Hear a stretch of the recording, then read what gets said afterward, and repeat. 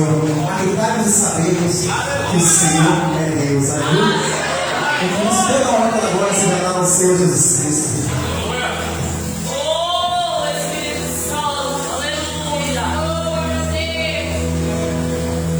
Neste lugar, tu és real.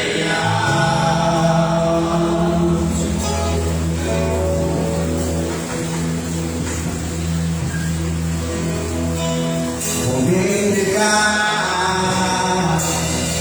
totalmente.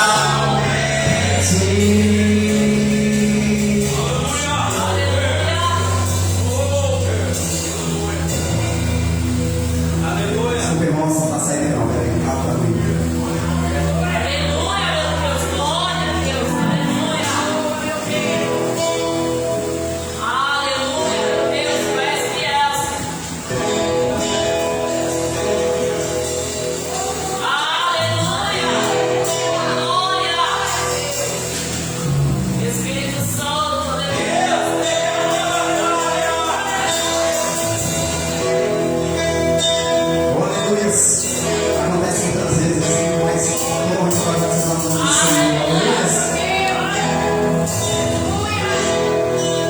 Nesse lugar, tu és real.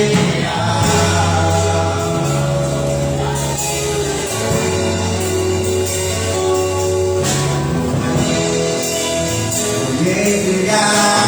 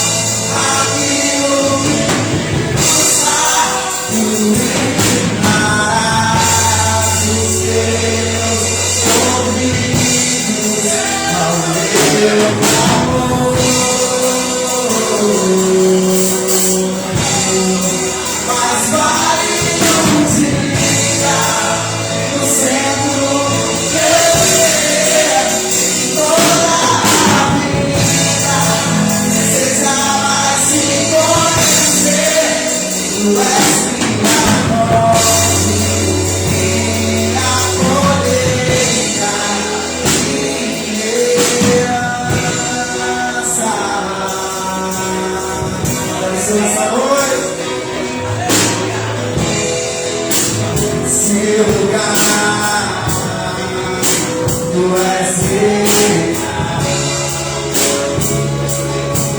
Santa essa voz. Vou me entregar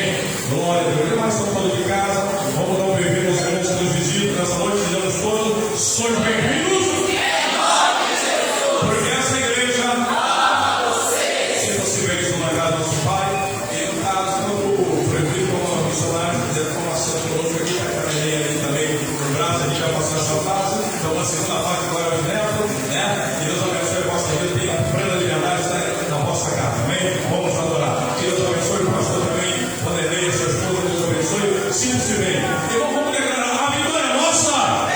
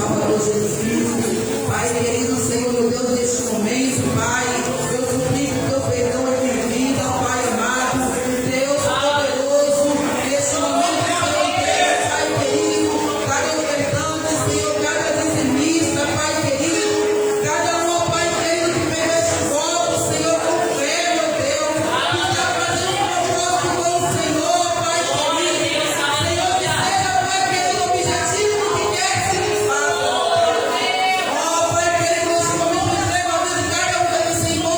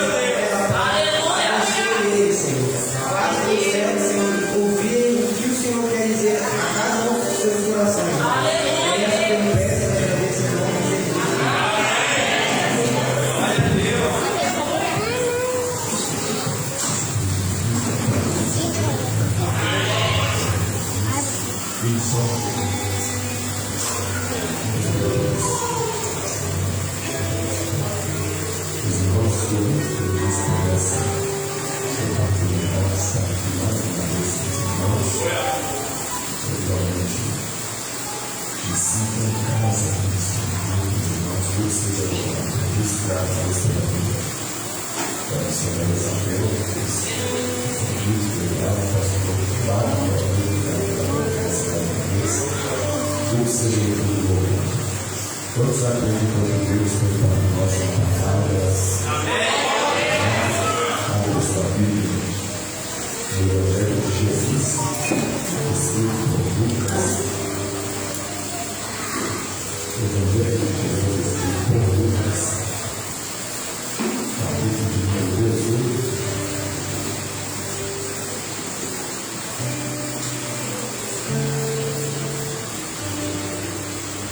Fazer a lição desse capítulo 18, Lucas capítulo 18, versículo 41, 42, e versículo 43.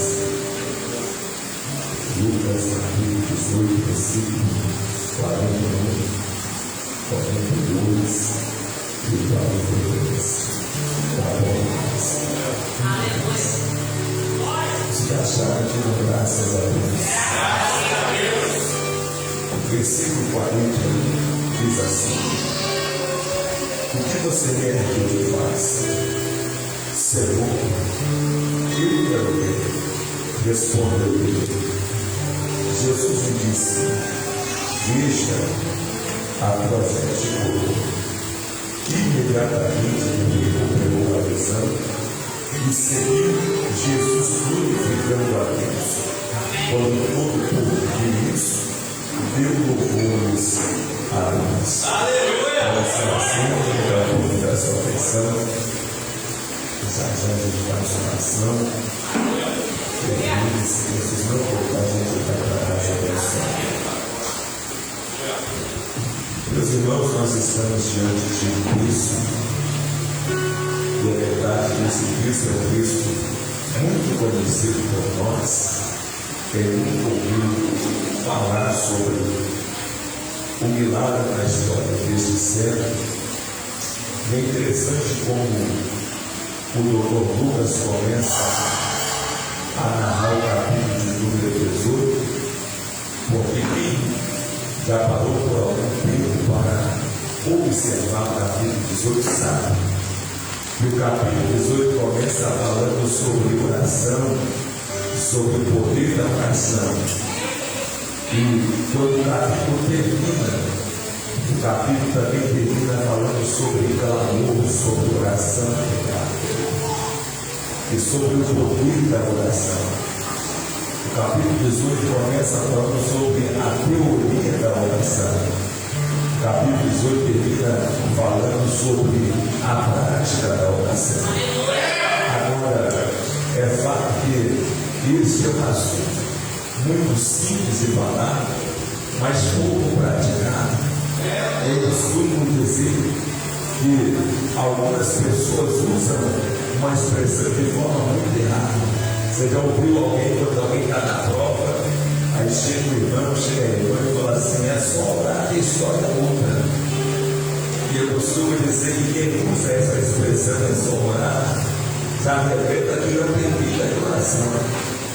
Porque oração é peleja, oração é batalha mesmo. Eu não estou falando de orar um dia e passar 30 dias sem orar. Eu estou falando de ter um encontro com Deus todo dia na oração de Deus. Tem dia que o corpo não quer que você ore, e você tem que orar do mesmo jeito. Já tem outros dias que uma hora parece converter a 10 minutos de tão gostoso que é a oração, mas nem sempre é fácil orar. Agora, o capítulo de número 18, Lucas começa a narrar uma das parábolas que Jesus contou. E do versículo 1 a 8, Jesus está falando sobre o dever de orar sempre e nunca desfalecer. E olha só a parábola que Jesus diz: havia uma cidade, um certo juiz que não temia a Deus, nem respeitava os homens. Na mesma cidade tinha uma viúva E essa viúva ia todos os dias até o juiz dizendo: faz-me justiça contra os meus adversários. Agora, eu amo observar essa parábola, porque nessa parábola o juiz representa aquele que tem poder, o juiz representa aquele que tem autoridade. Agora, a viúva tem inimigos, a viúva tem adversários, e ela entende que ela não consegue vencer na força do seu braço, ela não consegue vencer na sua influência, ela não consegue vencer com a força do seu intelecto. E é por isso que, quando ela percebe que ela não pode vencer, a Bíblia diz que ela vai até um juiz e clama todo dia: faça justiça contra os meus adversários. O que a viúva estava dizendo é: se eu não posso, eu vou ir até quem pode. Se eu não tenho poder, eu vou ir até quem tem poder. E eu tenho a palavra para os crentes que oram aqui essa noite. Mateus capítulo 28, verso 18, disse Jesus: todo o poder foi me dado no céu e na terra. Você pode ter provocadores, pode ter adversários, pode ter inimigo, pode ter gente sentando, fazendo rodinha para falar mal de você, pode ter alguém jogando na roubaria, feitiçaria e encantamento. Mas se você se posiciona diante daquele que tem todo o poder e quer doar, ele corta a lança, ele joga a maldição por ele, o poder da oração. E agora o Espírito me fez entrar de alma. Eu lembro que aos 2 anos e meio atrás, mais ou menos, eu estava em casa e de repente 2 irmãos que congregam lá na nossa igreja mandaram mensagem para mim dizendo: Felipe, eu falei com você, com o nosso patrão, e o nosso patrão disponibilizou para você uma carta de R$30.000 que você vai pagar parcela de R$490 para você comprar um carro. E eu disse assim: eu vou lá. Eu fui para a oração e Deus falou assim comigo: não pega porque eu vou te dar. Aí eu agradeci o irmão, falei: não, eu não vou pegar não. O patrão dele foi tão insistente que falou assim: ó, libera uma carta de R$30.000 para ele vai pagar a parcela de R$190 por mês. E eu disse assim: eu vou lá. E o irmão de Renato ele falou assim: fala, não, cara, você tem que orar, mas também tem que tomar uma atitude. E eu falei assim: não, eu já tomei uma atitude, eu estou orando. Aleluia! Fui na oração e Deus falou comigo: não pega, porque você não vai precisar comprar, eu vou te dar. Eu falei: agradece lá porque eu não vou pegar. Não, Deus falou para mim não pegar.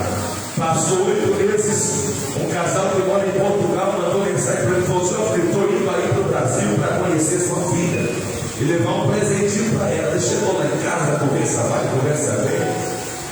Entregaram um presentinho para minha filha e falaram assim comigo: o real motivo que a gente vir para o Brasil é porque a gente estava em Portugal e saindo da igreja nós entramos no carro e nós 2 ouvimos a voz de Deus bradar dentro do carro: vai para o Brasil e dá um carro para o filho. E aqui dá a chave. O poder da oração.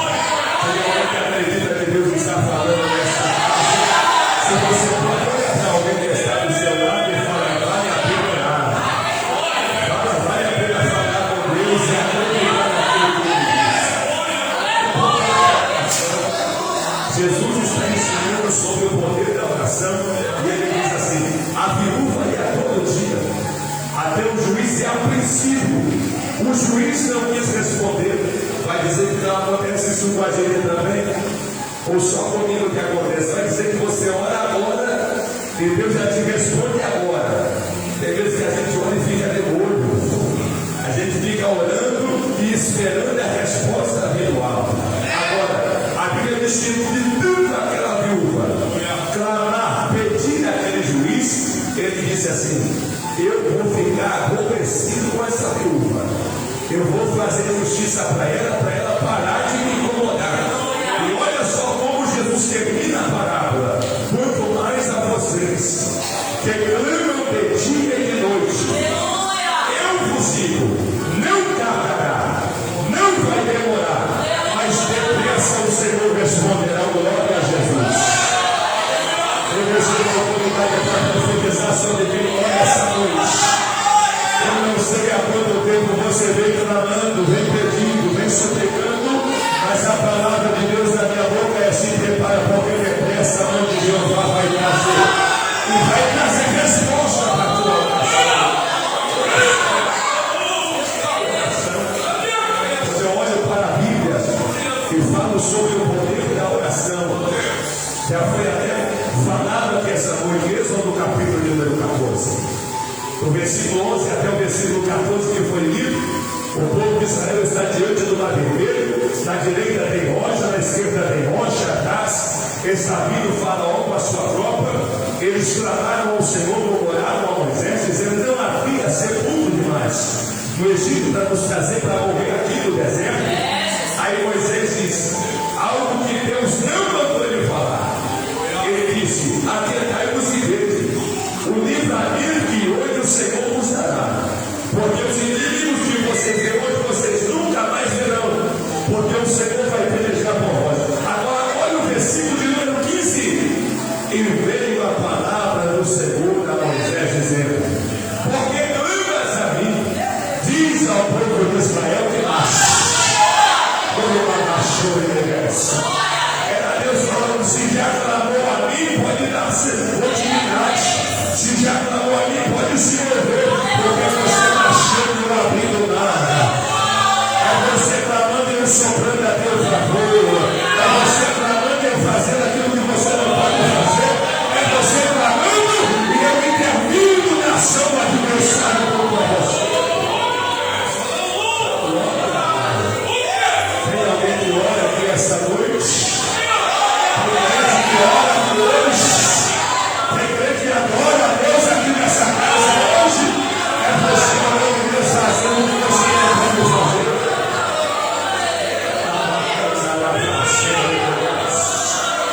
Eu sinto a graça de Deus nessa noite.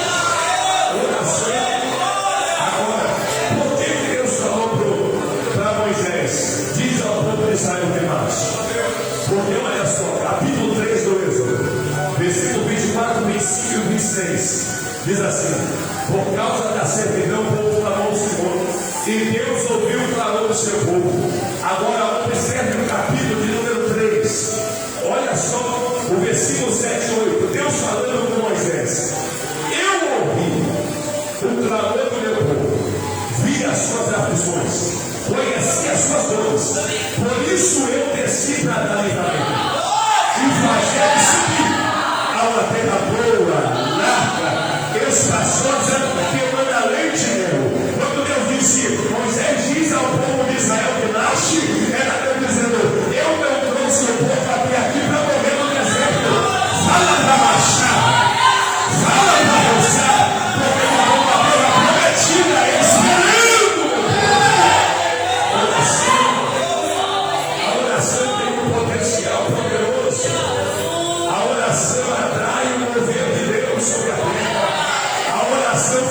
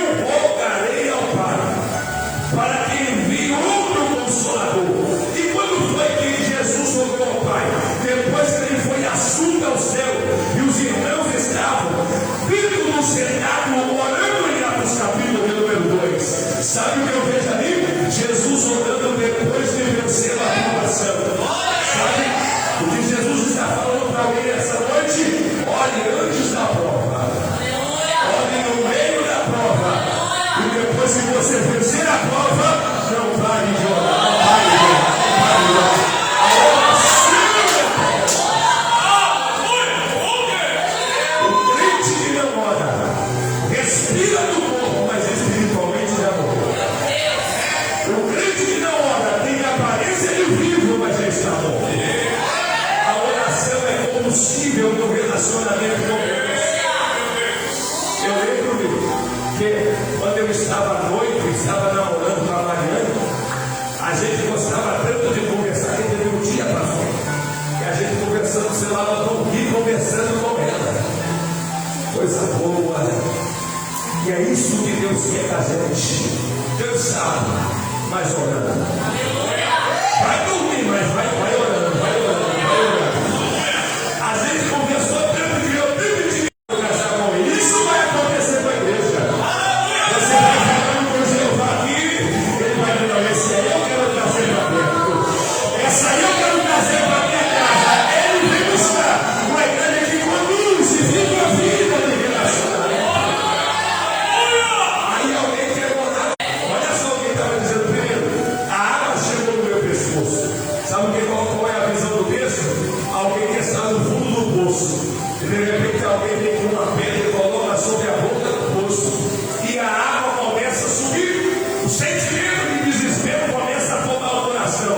E de repente ele diz: as afrontas quebraram meu coração. Era ele dizendo: eu percebi que eu estava no poço. Colocaram uma pedra sobre a boca do poço. A situação foi piorando quando eu estava no poço. Eu percebi que alguém se aproximou do poço. Eu pensei: é alguém que vai me ajudar. Mas não era gente para me ajudar. Era a boca para me afrontar. Para dizer que eu ia morrer no poço. Para dizer que eu ia morrer na prova. Mas olha só o versículo 33 do Salmo 69. Mas Deus ouve o clamor do necessitado. Eu desprezo os seus latidos. Sabe o que está dizendo? Estou cansado de clamar. Já clamei muito e Deus não fez nada. Percebi que alguém piorou a minha situação, colocou uma pedra na boca do poço. Percebi que alguém falou que eu ia morrer no poço. Mas eu sei que quem determina o meu final não é o poço que eu estou. Não é a água que está subindo. Não é a pedra na boca do poço. E não é a palavra de quem me afronta. Quem determina o meu final é a boca do Deus que está me ouvindo. Quem acredita no poder da oração, levanta as mãos. Eu vou parar por um minuto, porque com as suas mãos levantadas você começa a orar aí. Se você acredita que a costureira não está na mão do diabo, se você acredita que a costureira não está na mão dos teus provocadores, se você acredita que a costureira está na mão de Deus, vai orando aí agora.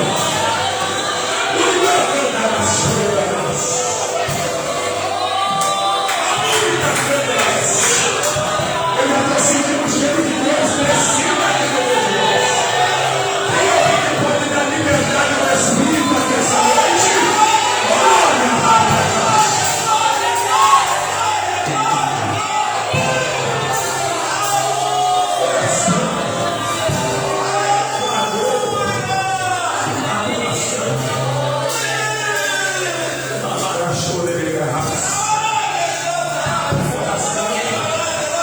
A oração move a mão de Deus. A oração tem um potencial poderoso. Eu lembro de perto de segundo Crônicas, no capítulo de número 6, tem levitas, sacerdotes, adorando o Deus no templo. Do lado de fora, Salomão começa a orar. No capítulo 7, verso 1 diz: e acabando Salomão de orar, desceu fogo do céu. Eu quero que você entenda que o fogo ali não é resposta de Deus. O fogo ali era Deus dizendo: eu aceitei o sacrifício. Eu aceitei a adoração. Olha só, Salomão cultua 7 dias. E depois de 7 dias ele volta para casa. Quando ele está dentro de casa, Deus respondeu a ele dentro de casa a oração que ele tinha feito 7 dias atrás, diante do templo de Deus. O que eu estou dizendo é: o renovo que você vai sentir essa noite era Deus dizendo: eu estou aceitando a sua oração. A energia que você vai receber essa noite é Deus dizendo: eu aceitei o seu sacrifício de vida. As línguas que você vai falar de hoje é Deus dizendo: eu estou aceitando a tua oração. E se você receber o fogo, Se você receber da glória, se prepara. Porque assim como Salomão vai acontecer na tua história. Salomão não recebeu a resposta da oração do tempo. Ele recebeu a resposta, foi dentro de casa. Por isso eu profetizo. Enquanto você ora, recebe o fogo. Enquanto você ora, recebe a glória. Enquanto você ora, recebe a glória. Se prepara, porque vai voltar para casa e vai ter resposta.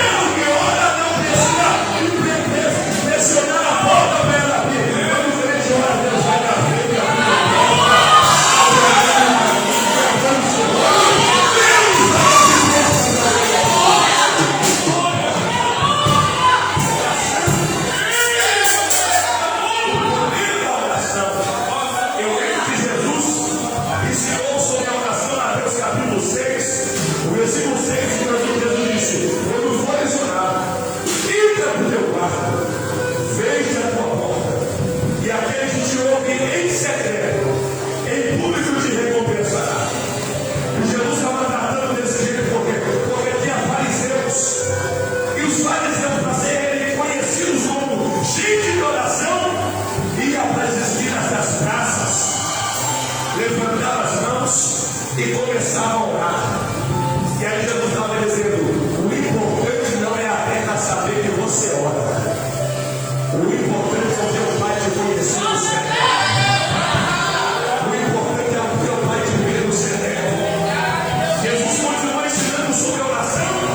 E a partir do versículo de número 10 de Mateus, capítulo de número 6.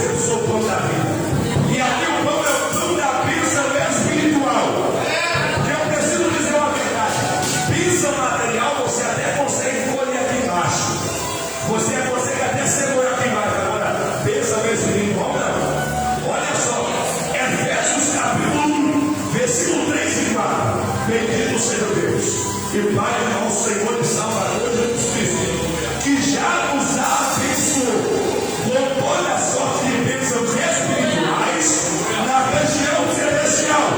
Ele não bênção material, eu vou embaixo, mas bênção espiritual, eu preciso subir na tua cabeça.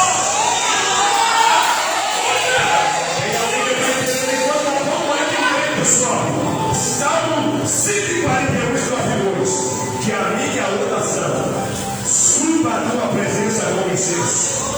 Então, como é que o crente sobe? Sobe na oração. E alguém dizendo, eu quero unção. E Deus está dizendo, sobe porque já está liberado. Eu quero autoridade. Sobe porque está liberado. Eu quero pegar com ousadia. Sobe porque está liberado. Eu quero cantar com poder.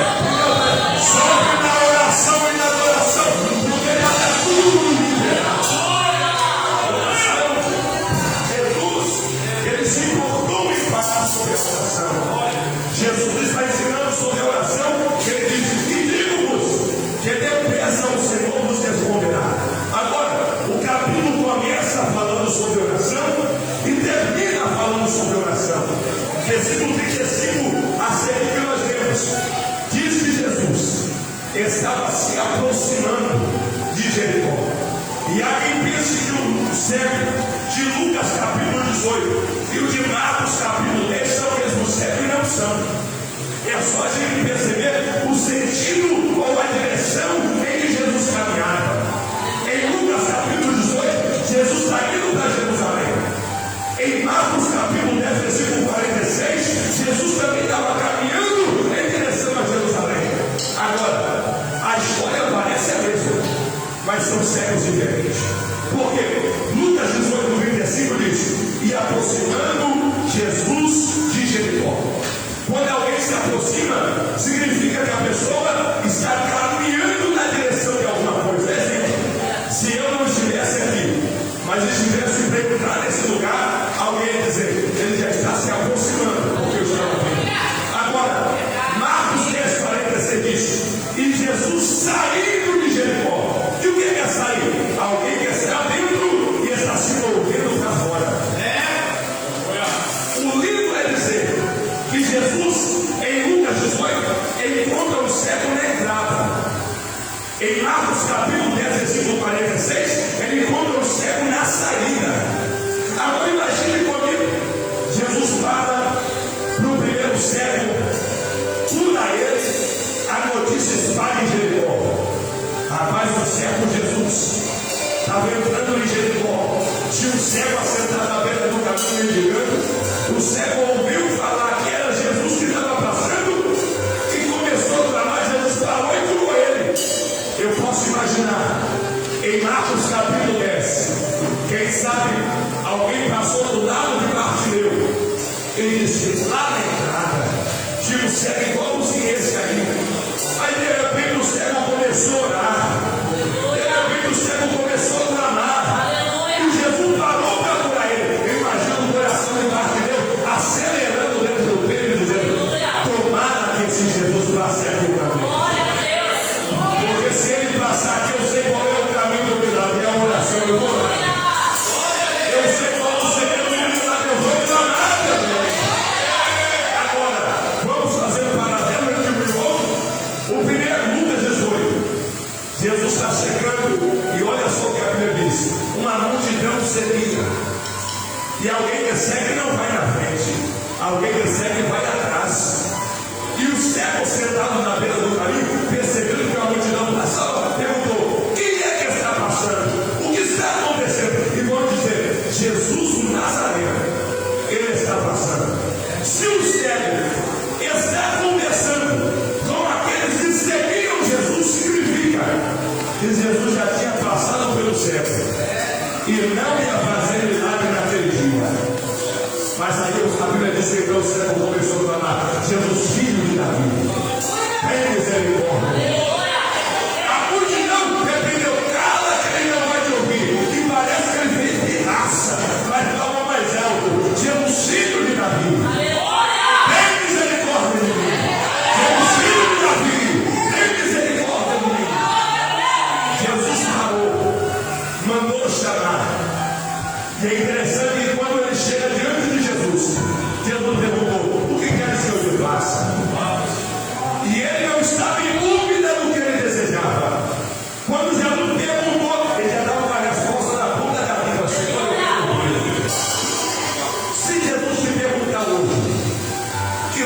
que eu te faça? Qual é a sua resposta para ele? Será que vai dizer, eu vou pensar, ou já tem algo na ponta da língua para dizer? Jesus respondeu, Jesus disse, eu quero ver. E Jesus disse, veja, a tua fé te salvou. Na mesma hora, ele passou a enxergar. Agora vamos pular para o próximo cego de Marcos 10. A mesma história. Pergunta o que está acontecendo. Jesus de Nazaré está passando. Começou a clamar. A mesma multidão que na entrada viu Jesus curar o cego, disse para o cego, clama não, que ele não vai te ouvir. Essa multidão sabia que Jesus tinha poder para curar, mas preferiu dizer, não tem jeito, porque tem gente que às vezes sabe que Deus pode fazer, sabe que Deus pode mudar, sabe que Deus pode libertar, sabe que Deus pode restaurar, mas prefere dizer, não tem jeito, não tem solução. Mas aí parece que o segundo fez a mesma pirraça, clamou mais alto, Jesus, filho de Davi, tem misericórdia de mim. Jesus mandou que o trouxesse. Bartimeu jogou a capa no chão. Agora, Bartimeu é a junção de duas palavras. Filho, Timeu, o pai dele. Agora, Timeu significa amado. Percebe que esse cego é filho do amado, mas está à beira do caminho mediano. É filho do amado, mas vive uma vida que não condiz com o pai que tem, ou com o pai que tinha. E vai dizer que não tem, entregou o Bartimeu. É filho do amado, mas vive à beira do caminho. É filho do amado, mas não vive de acordo com o pai que tem. É filho do amado, mas nem parece ser filho de Deus. Quando Bartimeu jogou a capa no chão, aquela capa era de legalidade para ele colher esmolas ali. Era ele dizendo, eu sei que eu vou, e não vou voltar para o estado que eu estou hoje. Eu sei que eu vou me encontrar com ele, mas mendigar nunca mais. Esmola nunca mais. Sobra dos outros nunca mais. Eu vou me encontrar com ele, mas serei curado. Agora, Jesus perguntou para quem é isso que eu te faça? Ele disse, Senhor, eu quero ver. E Jesus disse, veja, a tua fé te salvou. E o livro aí eu vou encerrar dizendo isso. Tanto Lucas 18, quanto Marcos capítulo 10, termina dizendo que o cego seguiu Jesus glorificando no caminho. Se Jesus estava indo para Jerusalém, significa que o cego saiu da beira do caminho e entrou na cidade pelas portas glorificando a Deus. Porque é assim mesmo, aqui a gente se encontra com ele no caminho, mas seguindo ele, a gente tem certeza, vamos entrar na Nova Jerusalém e glorificaremos a ele eternamente. Glória a Jesus. Eu creio que essa noite é noite de clamor, é noite de oração. E eu quero convidar aquela pessoa que veio decidido a clamar de verdade. Acreditando que hoje não é só mais um culto, não é só mais uma noite. Sai do seu lugar e vem aqui que nós iremos orar por você. Vem crendo que o milagre é certo. Ninguém que se encontra com Jesus volta para casa do Evangelho. Ninguém que se encontra com Jesus volta para casa sem